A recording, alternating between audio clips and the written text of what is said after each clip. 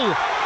How are we all feeling? Arsenal finally showed the potential that they have and dominated Liverpool in a 3-1 convincing victory at the Emirates to cement themselves right back in the title race, with it indeed being a massive victory for the Gunners. Let's get into the match reaction and what we thought of the game overall. Now, first of all, I want to say that every single player played their part. I think overall our whole team were very good, and I know we had some defensive issues, but I think overall it was really amazing. I think our attack was really, really good and proved a lot with the system we used. Firstly, I want to get into my man of the match, and he actually was Sky Sports' man of the match, and it was Jorginho. Now, if you've been watching this channel, you know I've been going on about Jorginho for weeks now. I've been saying that he needs to play, and when we played against Liverpool with him in the cup, we were so much better. When Jorginho is on it, he genuinely can be one of the best sixes in the Premier League, and he does not get enough credit by anyone, and he is considerably a very good player, and there was a reason why he was one of the best players a few years ago. Now, I'm actually just going to be doing a full separate video on Jorginho and how good he was in this game tactically, so I will go mostly into it there, but I want to say he was brilliant, and I did loads of videos about him playing this game, so I'm very happy to also be right. And I think in a way we did get blessed. Now, Gabriel Jesus is a very good player, and I'm very much like him, but I didn't think this was the right game for him, and I was very happy that Havertz played up front. Obviously, unfortunately, Jesus got injured and weren't in the squad, so we had to do that. Havertz, I thought, also was really good in this game. I know yet again his finishing is a concern. It's the same with the Liverpool game before, but when he's in the team, we just simply create more chances, and he's such a good runner on the ball. I love it when he kept picking the ball up in the left pocket and running with it and getting past the players. Although I don't think his dribbling and his on the ball quality is amazing, he is really good determined play, and it gets us up the field a lot, making good runs. And that move for the first goal from the whole team was absolutely amazing, from defence to midfield to up front. It was such a good pass move down that left side. We did really well to work it. Great first time ball by Odegaard. Havertz should score. Saka's there. Brilliant rebound. We take it. And overall, we really look like the Arsenal of last season with our attacking play and our counter-attacking football. I was really, really impressed. I thought Martinelli in the first half was very good. He got his lucky goal in the second half, but he looked like himself again, running at defenders, causing problems. I really liked it. Overall, I thought Martinelli and Saka, they both got obviously a bit of a lucky goal, you could say, but I think they were both much better in this game, and it's some of the best performances I've seen them play in a while, so I'm very good they're getting back to form in that sense. But I think the key for us is our midfield was so much better than their midfield. I think they really struggled with Gravenberch, McAllister and Jones at the start, and obviously I think Gakpo isn't really a threat going forward. I don't think he's that good enough. I think Rice, Odegaard and Jorginho were so controlled in there, and I'm so impressed by Jorginho and Rice as a double pivot in these games. I said before that not every game you want to play it, but when you're playing these sort of teams, it's the perfect amount of what you want. I think actually defensively we struggled a little bit. I think Saliba and Gabriel overall had a great game. I mean, Liverpool didn't really create too much. Their XG was very low, and they scored a goal which was a freak accident. I think Saliba and Raya just get a bit mixed up. Raya doesn't think he's going to wait for him to come to there, and Saliba thinks he's going to come out, and it's a bit of a mix-up. Unfortunately, Gabriel gets the own goal, and I think it's not actually his fault. He did nothing wrong with that goal. It just come off his arm. He was in the wrong place. Not really his fault. It just happened.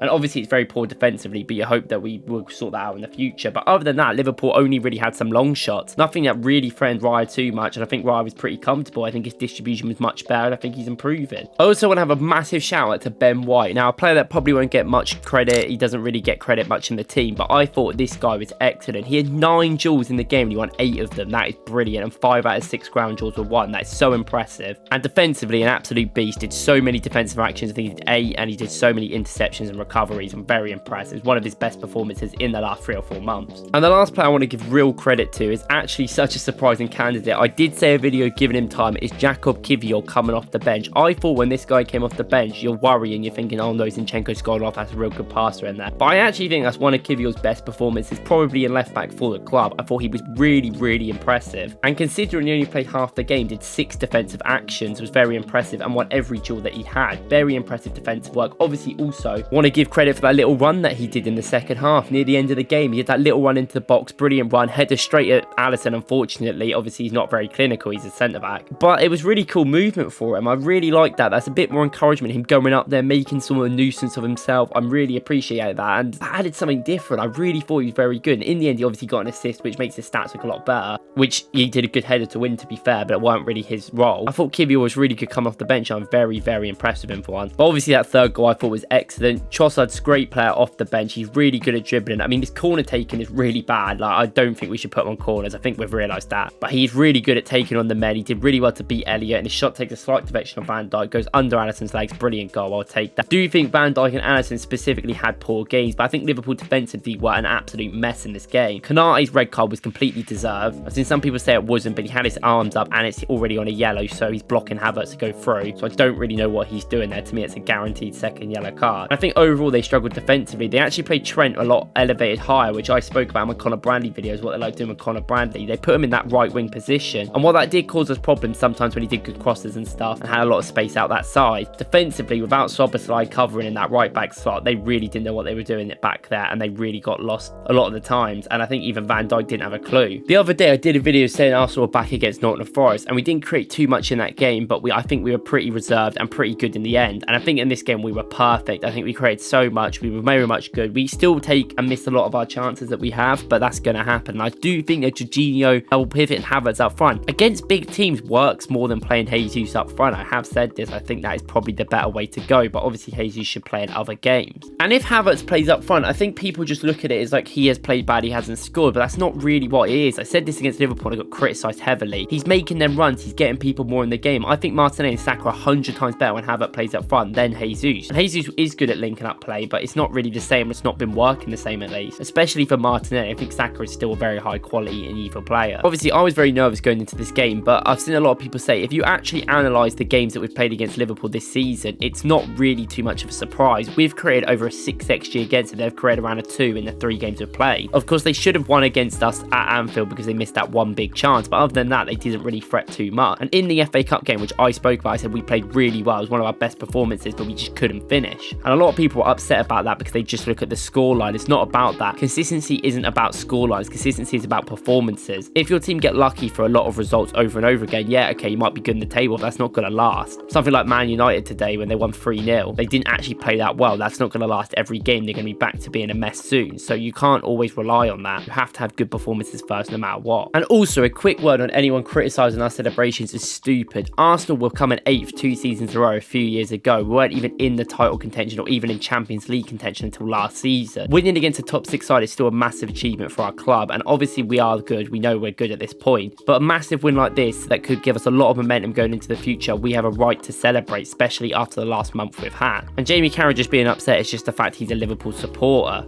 And I thought personally that it was lovely the moment when Martin Odegaard took a photo of Stuart McFarlane, our cameraman and photographer that has been there for years, and he's a lifelong Arsenal supporter. I thought that was so cool just to see it the other way around. And we deserve these moments. We deserved it. This is what the point of football is. Old people will tell you it's always about winning trophies, but people who support normal average day clubs will say it's not. It's about every win, being happy about it. You can be excited about these results. Of course, there's a bigger picture that we've got to think about in the future and later on, but at least today, at least tomorrow, let's enjoy this result. And we have deserved this result and we deserve this game, and I'm very happy with the team after this performance. Let me know what you guys think about the performance. Let me know who your man of the match is, and please watch my Jorginho tactical video that will be coming later today. Thank you guys for watching. I'll see you in the next one, and come on, you Gunners.